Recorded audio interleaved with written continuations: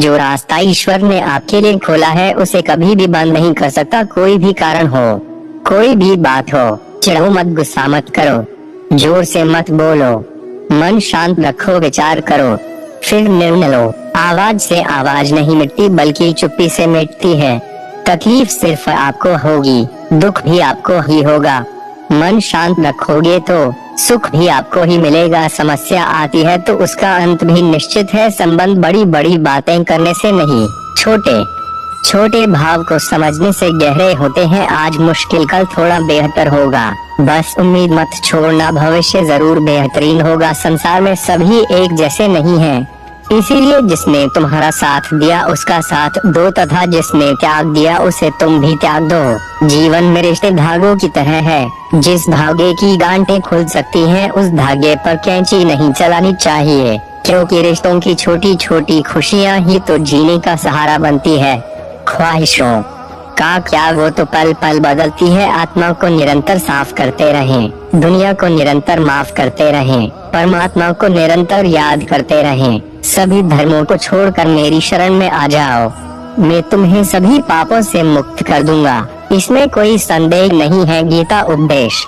बुरा वक्त आपको जिंदगी के उन सभी सच से सामना करवाता है जिनका आपने अपने अच्छे वक्त में कभी ख्याल भी नहीं किया होता है। जो हो रहा है उसे होने दो।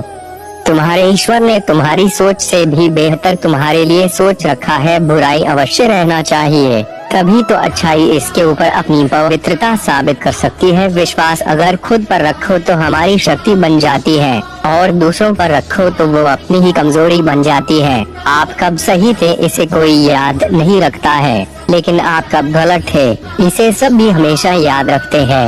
यदि लोग आपके विचारों को गलत बताने की कोशिश करते हैं तो यह आपका कर्तव्य है कि आप अपने विचारों को सही साबित करके दिखाएं। चक्रव्यूह बनाने वाले सारे अपने ही लोग होते हैं। यह बात कल भी आज भी नहीं बदली, और यह भी पक्का है कि फल भी वे स्वयं जाते हैं। श्री कृष्ण कहते थे, प्रेम का अर्थ किसी को पाना नहीं किंतु उसमें खो जाना है। अपने जीवन की तुलना किसी के साथ नहीं करनी चाहिए। सूर्य और चंद्रमा के बीच कोई तुलना नहीं। जब जिसका का वक्त आता है तो चमकता है। प्रेम पूरा हो तो श्री राम जैसा हो, और अधूरा हो तो राधे श्याम जैसा हो।